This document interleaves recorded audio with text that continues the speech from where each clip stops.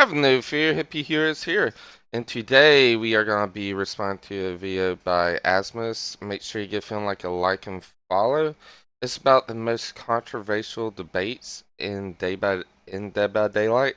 So let's hop in and see what he has to talk about. Hey everyone, today we'll be delving into some of Dead by Daylight's most controversial debates. Let's get into it. Hooks versus kills is a long debated topic. This debate essentially being whether the definition of a win for the killer side should be based on the amount of hooks you get or the amount of kills you get. It's understandable why this is such a big debate too, with there being a lot of nuance Art when Century looking at the Talent. hook detail. Say you played really well as killer and got 8 hooks, but didn't manage to kill any of the survivors. Should that count as a win? Alternately, in another match, you may have just gotten 1 more hook, yet you managed to kill 3 survivors. The primary difference here just being the number of hooks distributed between the different survivors. They just happen to be evenly spread, and therefore no one died. On a more basic level, the debate comes down to whether you think confirming a kill is worth more than the hooks that led up to it. You could tunnel 2 people out of a game in one game, say, and get 6 hooks, yet in another game you evenly spread hooks for 10 hooks and 2 kills. And despite this, both of these games would be considered even, and a draw with 2 escapes and 2 kills. It doesn't necessarily seem fair this way, yet however well you might have done in that match, is it really that much of a success if you couldn't secure more than 2 eliminations? From a survivor perspective, it's a lot more cut and dry. Escapes are successes, with the equivalent of hooks being generators. I think this is actually partly why this debate gets skewed, is because survivors don't quite have that skill equivalent of hooks. I would say the equivalent is chases, but chases aren't directly tracked or noted with a tally like hooks are, which True. makes it hard to compare. Therefore, the preferred win condition, by even the devs it seems, is kills and escapes over anything that went on during the match itself to lead to these things. What do you think? Should success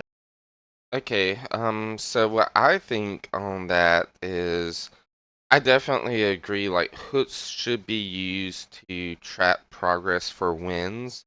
Um, Although the reason I say that is because a lot of times you can go up against teams and you can like 8 hook everybody, and there's obviously a huge skill gap. You're just being a friendly killer. Um, so there's just a massive skill gap, and I don't believe it should be based off of how many times you exactly hit them, just the hit states in general. So you could camp and still get 3 full hit states for it. Um, that'd be perfectly fine in my opinion. But the one thing I do think that really should be added to a game, just to kind of help the win conditions a little bit more. Because right now, I feel like this game has a lot of ties where a lot of games end in 2 escapes or 2 kills.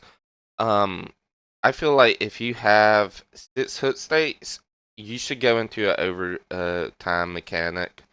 I feel like as soon as like you leave through the lobby, you should immediately go into not into the menu, but just go into an in-game collapse scenario where both the last person to leave and the killer spawn at Killer Shack. Um, and depending on, I believe that the Shack pallet should be one of the ones that actually will respawn, but all other pallets on the map are still gone, and you have to last like an hour and 30 minutes, or not hour 30 minutes, a minute and 30 seconds. I feel like that would be a fair time, or just have it so that the killer can kill the person in like 52% of 52% of the time. They can beat them in the overtime. But I really feel like the game needs some type of overtime mechanic just to help reduce the amount of ties, because I feel like nobody really likes a good tie. I feel like people react better to wins and losses than actually receiving a tie. be based on hooks? or should it be on Hooks, kills? definitely. Kill rates I'm placing here is sort of just an ongoing point of debate, kill rates being the number of kills killers get after each match, displayed occasionally by the developers on a chart of some kind. These often cause a lot of debate around what is and isn't strong, with certain characters appearing in shocking places, such as Nurse recurringly getting low kill rates, despite her being widely considered as the strongest in the game. This is a big controversy, I think, as it always causes 52% still a debates over good kill whether or rate, not though. kill rates should be followed. The main two sides in this debate are that kill rates present honest data on one hand, giving literal, straight-up information on play rates and kill rates of set killers, and may not align with the public consensus or opinion, but facts don't lie, and these stats reflect the reality of the game's wider player base, which I do think there's truth to. The flip side being that this data doesn't mean much when we don't know the specifics behind each trial or situation specifically. Nurse, for example, may just be so low because half the people who play her, say, struggle greatly early on, leading to low kill rates, where a simpler character like Skull Merchant will be high, especially with the community's dislike for her and the likelihood of more DCs happening and such. This is one for me where I'm sort of in the middle somewhere. I do think the stats are a true reflection of the player base, and I do think the player base present on social media and more actively with the community does have a different view on the game and will understandably see these stats as confusing, as it's not the game they play. The majority of you watching are probably at least in the top 10% or so of players engaging with this game, with you actively going onto social media and engaging with it like this. No one is even wrong here, I think, it's just a clash of perspectives, and sort of ties back to the whole debate surrounding the game being casual or competitive. Kill rates are probably a good reflection of the core casual player base, which is why all the player base that's on social media finds these stats quite strange for the most part. Filters and resolution. Okay, I will say about the kill rates, I feel like it should really be factored by like the different MMRs. I feel like the MMRs specific numbers would be a lot more helpful. Because there's a lot of killers in the game, particularly like Armria, the one I main. For a long time, even as a Armria player, I was really wondering why were her TVs not shown to survivors? Because it's such an important thing to interact with, and I could tell like a noticeable difference whenever I went against a newer survivor and a higher ranked survivor that just didn't even know how to loop any better, just knew to grab a tape. So I feel like a lot of the visual stuff should be implemented and then nerf accordingly on other aspects. At all ranks, I would hope you would get like 53% or something like that. Something just slightly favoring the killer getting a 4K. Um, I feel like it should receive like that type of power. Particularly even so, like you were saying with Nurse. Nurse has a low kill rate, but she's one of the highest rated killers in the game. I feel like Nurse should get a lot of nerfs in the butt. Oh, Lord. I feel like Nurse should get a lot of nerfs because she is such a significantly strong killer, even after her nerfs. But the one thing I do not think they should do is keep her where you basically have to memorize stuff off of muscle memory with her. For newer players. So, for example, she has an add-on I believe called shirt or plaid skirt, something like that. And what it allows you to do is it allows you to see where you're going to blink and judge your distance off of it. I actually think that should be base kit, just to help out newer players learning her. Um, so yeah, there's just some. I feel like you should take into all different aspects, low MMR, high MMR, and nerf and buff accordingly. And also another thing is like with Skull Merchant. Skull Merchant has a significantly high kill rate, but honestly, she's not that strong. The reason she has a rate so high is because of all the disconnects, and I feel like all those should kind of be just thrown out the window. And put into like a separate category almost, a look at on different aspects. I feel like you need to have a more um, a more advanced breakdown of killers like Skull Merchant who have a high disconnect ratio. Resolution, or basically anything that somehow changes the game's visuals and gameplay externally, is a constant point of debate and tension in the community. It's come and gone over the years, with one case that was acted on directly being stretched resolution being removed, due to its ability to let survivors see over certain Yeah, that tiles was where they wouldn't unfair. otherwise be able to with regular resolution. This was solved by placing bars on the top and bottom of the screen to stop people from abusing the usage of this. It was debated alternately at the time though that this was fine, as it was for some simply a visual preference. I have to say too that I think that argument was perfectly valid. In many cases a slightly altered resolution was fine, I think, and I can completely understand how it was preferred, but cases like this isn't really defensible, I think. Sure, you can like it this way still, but it's undeniably an unfair advantage. This debate more recently has come in the form of filters and reshaders, which can allow you to brighten certain maps, as DBD doesn't have a brightness or gamma slider in game, and it also lets you brighten certain colors or even recolor them, such as blood pools and the red stain, to make them even easier to read. This one does have more of a debate, I think, over stretched res, which I think was a lot more cut and dry. It was far easier to look at stretched res and say, yeah, that's a problem, but here it's more a case where there's more nuance, I think. Sure, certain filters are made for a set advantage, like highlighting certain colors, but when it comes to making maps brighter, say, I don't really see the issue, or alternately deciding to bring more vibrancy in and things like that. The counter-argument here is that the devs a while back specifically removed certain offerings, such as the Moonlight offerings, to have more control over the brightness of the trials. But then again, this was a long time ago now. I don't personally use reshaders, but one thing I do is reshade my videos when editing, as I think it looks far more appealing to watch them when it's a little bit brighter and has a more vibrant palette. Unlike stretch res, I think reshaders and filters have a much wider range and variance, that it makes it hard to really decide definitively whether it's unfair or fair. To go even further with this debate, I don't like how far it can go, with some people arguing that use of programs like Discord should be disallowed as external communication, making the game unfair for one side. This to me is where the argument gets a little silly though. It's like, yeah, sure, it is unfair, but equally restricting people from playing with their friends and forcing every player to play the game with no comms aside the in-game points and come his is just borderline silly, I think. Does X license Okay, so with that being said, my opinions on shaders and stretch res is obviously stretch res should be banned because it gives you such an unfair advantage seeing around corners. I'm glad they fixed that. My opinion on shaders is honestly I feel like shaders should be banned. Um, the reason for that is because I feel like everybody should have easy access to it.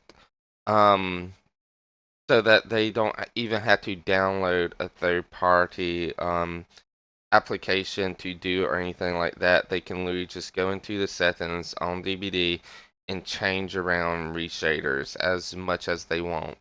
I feel like it should be built into the game and not having to go somewhere outside the game to get. Especially like I believe it's unfair for the people who play on console. Because a Switch player they can't change their settings. A PlayStation or Xbox person they can't really change their settings. So I believe it just gives a very unfair advantage to PC players. Which I am a PC player myself, and it's nice to have an advantage sometimes, but I don't want it to be completely unfair up against somebody. And that's kind of reason I don't really use shaders myself is just because it's not built into the game. I feel like it should be built into the game, especially to help out people who have like color blindness and stuff like that. fit Dead by Daylight is an ongoing debate in regards to the content added to the game. What does and doesn't fit the game? It's something that comes in all shapes and forms of varying licenses and even original chapters too. I would argue the first true controversial instance of this was Trickster, a bright K-pop idol that many viewed as unfit for Dead by Daylight. It's forever been argued therefore what content actually fits the game. There's many sides of this debate, whether it's people who solely want to stray toward typical slasher characters, or people who don't like inhuman characters, or characters from typically non-horror properties. It's sort of a big mosh pit, this one. One of the more recent debates surrounding IPs is that of Five Nights at Freddy's. Does it fit DBD? There's a whole back and forth on whether it does. I'd recommend checking out my video on horror in DBD, as it covers this topic and my thoughts in more detail, but for me at least this is a simple case. Anything I think really is fitting of DBD. At the point we're at now with licenses like Attack on Titan, Naughty Bear, and Rainbow Six Siege in the game, I don't really think there's space for denying the game its variety, and requesting it to narrow itself down despite already opening itself up. It feels like a regression, I think, if it were to do that. Horror is already such an expansive genre, and to restrict it just to a few parts of horror I think is just quite diminishing. I understand why people feel the way they do in regards to different properties or chapters in general. I get why people aren't the biggest fans of Trickster or Skull Merchant, but they do fit DBD. At least I think so. Let me know in the comments a character or license you'd like to see in the game that you think might be a bit controversial. Competitive versus... Okay, with that being said about what belongs in DBD, I believe you can fit just about any type of character into DBD into some regard, especially the entity has a habit of making things fit. Like Yuichi was a child, entity aged him up, or the developers aged him up in the story, and then implemented him as an adult. Lord Croft, particularly an action person, she ended up fitting in very well, especially with like her stuff being more survival horror. She even faced it only in her own story. Um, so I believe you can make just about anything fit. Trickster, I'm glad we have him.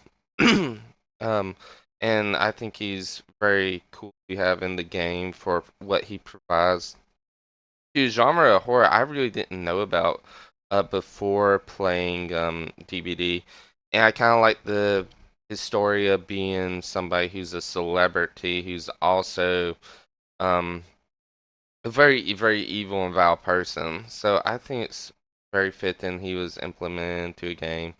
I think Naughty Bear probably about I would say the one that I feel like kind of fit in the worst because he was comedy horror. However, they also had a scary movie Ghostface um mask in the game. And if that can fit in a game, I guess Naughty Bear is equally fitting. Although with that being said, I would like the scary movie Survivors to actually appear in the game as well. And even as something mildly horrific like Scooby-Doo or the Goosebumps books, I would love to see the characters from both of those series implemented into a game because you really can fit in a lot of horror into this game. Um, Another thing is I also wish they would change the mounts back, like keep the updated textures, but implement the fog and darkness back into a lot of the mounts and make it seem more horrific because right now, a lot of the mounts, they're just so bright, and they do not seem scary because they are so bright. I feel like Area Crows would have been the perfect map if it was set in nighttime, uh, because it would have such a unique atmosphere.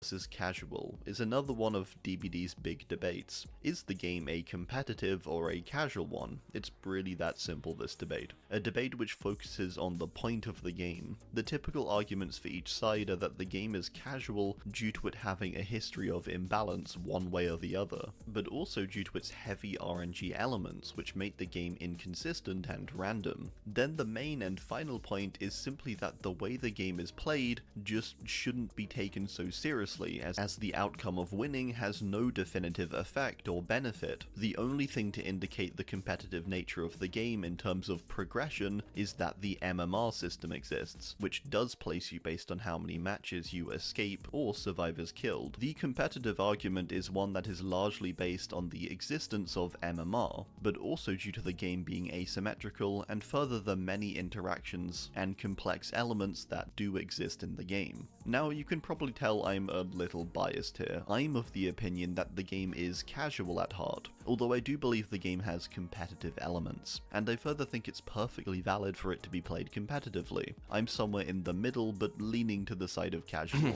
The main compelling argument for me when it comes to the game being competitive is just how much stuff exists in the game now. The game is wildly complex, however simple you might want to boil it down to. There is a ton of perks, powers, add-ons, maps, and so much more to learn to truly be capable at the game and its many combinations and complexities. The counter-argument here being that with the basic knowledge of the game, you can still play it perfectly fine. For example, if you're playing Survivor, as long as you do gens and run from the killer, you're probably going to be okay. Of course though, knowing how their power works and its counters and the perks they have and possible add-ons is really helpful, but you can do without it. This again is why I think this is such a controversial debate. Both sides make a lot of sense, I think. It's not one of those debates where there's a clear amount of evidence for one side or the other. To me, it's a case of the game is casual at its core, but competitive and complex when taken in completely. X meta was fun. Okay, my opinions on is it casual or competitive is that it's both. I do not see us ever like living in a world where it's not like casual and competitive both at the same time.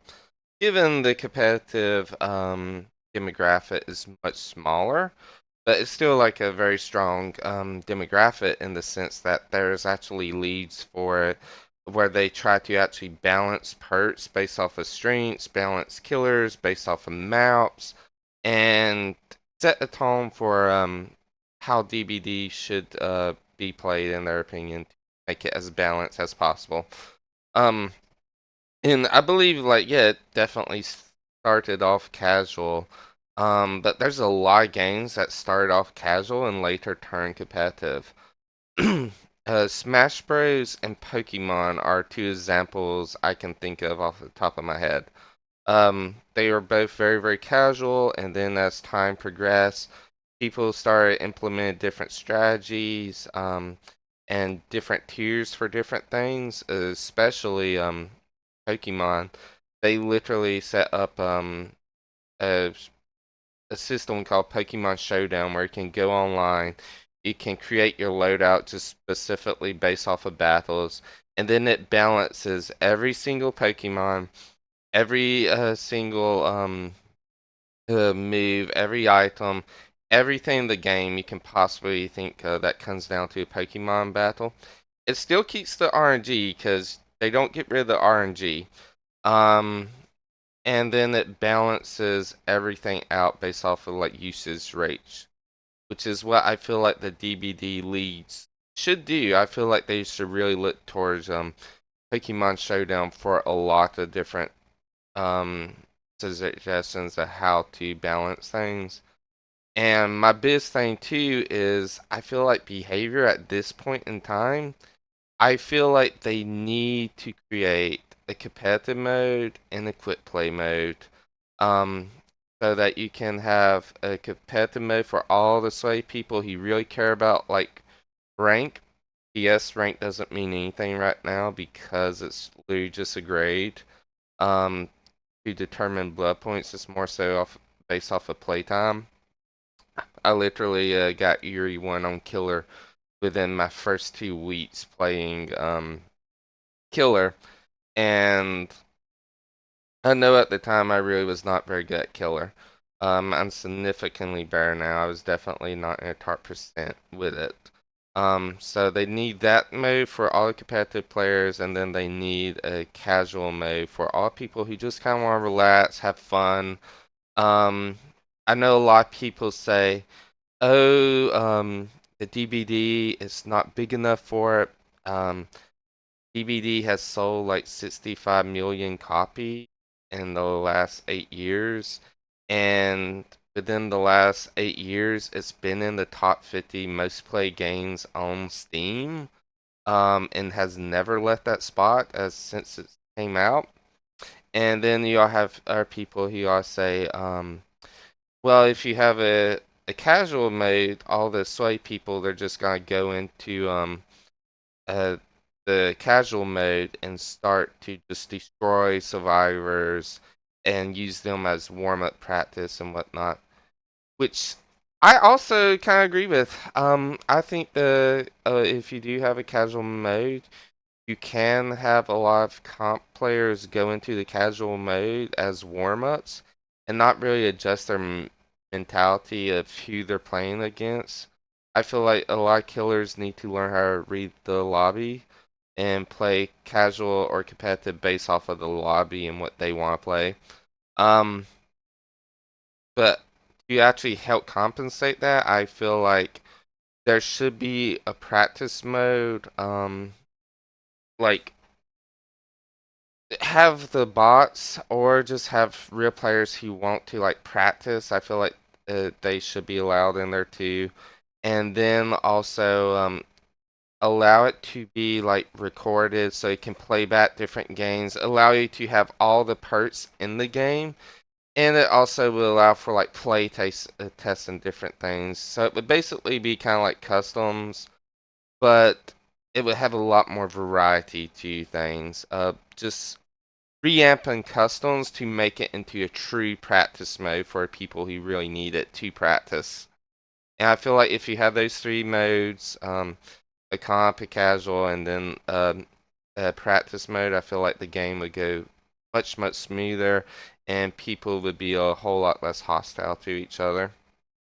Fine is the debate that arises as a result of just about any meta, or new perk or power becoming strong or viable, or alternately now weak. Made for this meta is terrible. Distortion meta is terrible. Gen regression meta Is is there a terrible. distortion meta? Weaver Attunement Franklin's meta is terrible.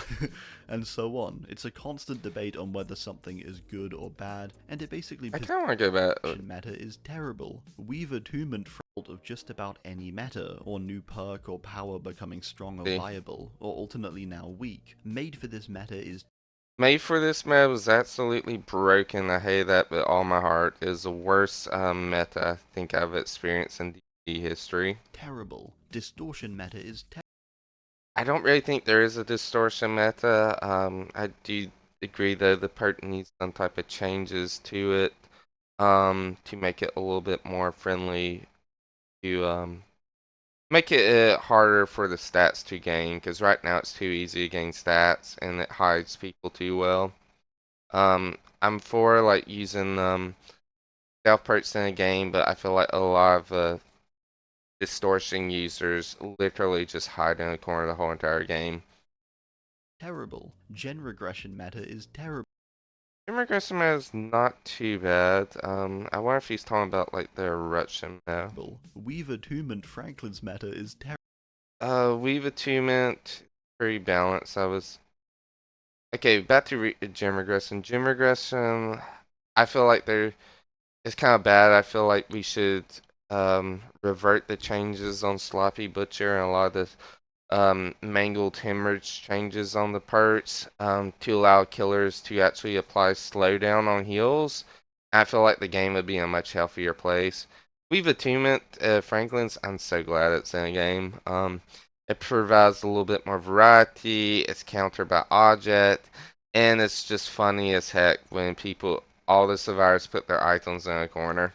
Terrible, and so on. It's a constant debate on whether something is good or bad, and it basically persists regardless of the meta or It event. does. Talking more recently, I was personally really Buckle up. excited when I saw Weave Attunement and Franklin's Demise as a new pairing, as it seemed really interesting compared to other metas, like the Gen Kick meta or Made for this meta, which were far more passive. Also, the idea of Franklin's being meta, I Yeah. think is just quite cool. Despite this, the wide perception of it is that it's despised, or alternately liked, like in my case. But equally, those other two metas I love I it. outlined as ones I disliked were ones I'm sure people out there like too. It's this ongoing debate, and one of the most controversial and divisive ones at that, being the meta of DBD itself. What should the meta be? Should it change often? Should certain perks always be meta? I actually think a big reason why this is such a point of contention too is that the game for about 4 or 5 years had almost the same meta with very little difference. Nowadays, with the meta changing more frequently and new strategies being far more viable, it creates a lot of division between a newer perspective and an older perspective. I I wouldn't do think know. the core issue, I wouldn't however, is know. just that when something is powerful, it's going to have debate surrounding it, and there will be division over whether it's good or bad, in a very simple sense, even if that old versus new thing isn't true. When something is strong, there's always going to be a group of people who consider it unfair, and an equal group of people who think it's fine or fun. I think it's worth keeping in mind that all of these things will pass though. Even if you love or hate them, the meta will eventually shift in some way. Well, I do hope you enjoyed, thanks for watching, and be sure to let me know your thoughts below.